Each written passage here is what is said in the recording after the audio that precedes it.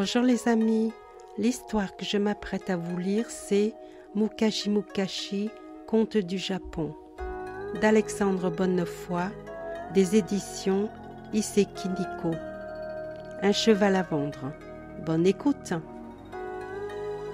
Il était une fois, dans un petit village de Toshigi, un père nommé Hiroki et son fils Nobue.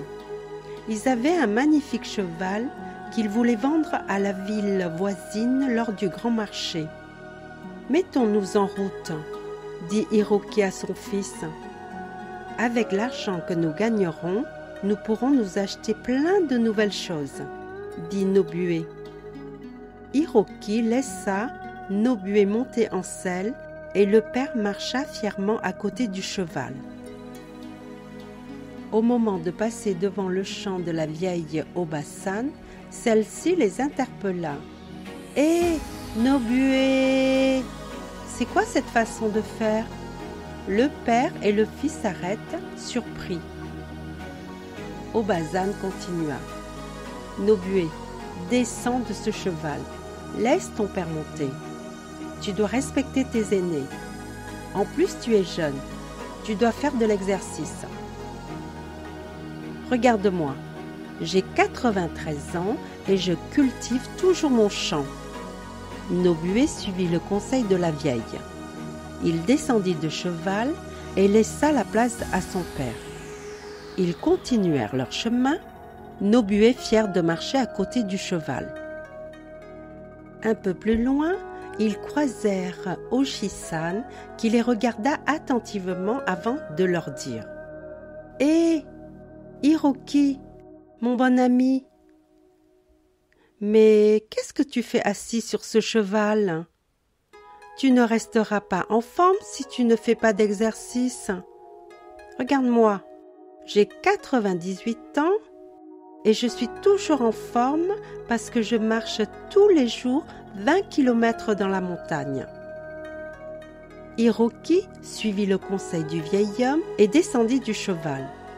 Le père et le fils continuèrent leur périple, fiers de marcher ensemble à côté du cheval.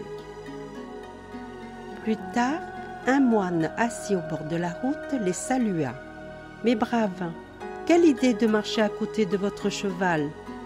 Montez donc tous les deux dessus, vous pourrez vous reposer, contempler le paysage et méditer. » Hiroki et Nobue étaient déboussolés devant tous ces conseils qu'on leur donnait, mais ils montèrent quand même sur le cheval. Le père et le fils continuèrent en direction de la ville, fiers d'être ensemble sur le cheval.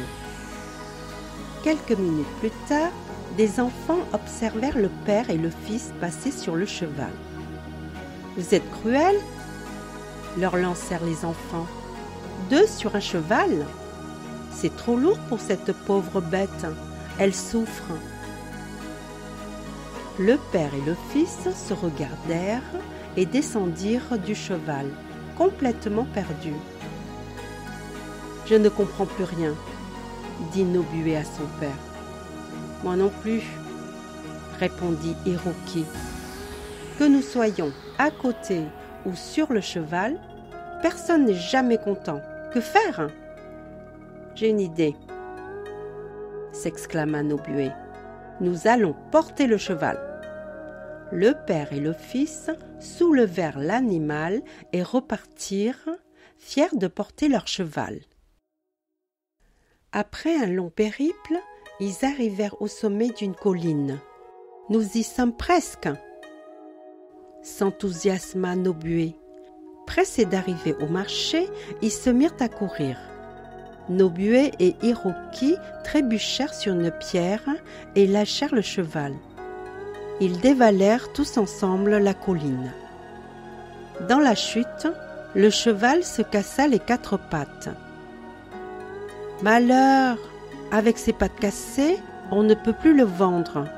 Il ne reste plus qu'à rentrer chez nous, » se lamenta Hiroki. Un homme avec une charrette qui passait par là leur proposa de les ramener à leur village. Sur le chemin du retour, l'homme leur dit C'est une idée bizarre de porter son cheval. Si j'étais vous, moi j'aurais... Mais Nobué et son père s'étaient déjà bouché les oreilles. Et voilà, c'est fini. Ça fait du bien de se détendre avec des histoires. Si tu as aimé ce livre, tu as le lien pour l'acheter en dessous, dans la description. À bientôt les amis!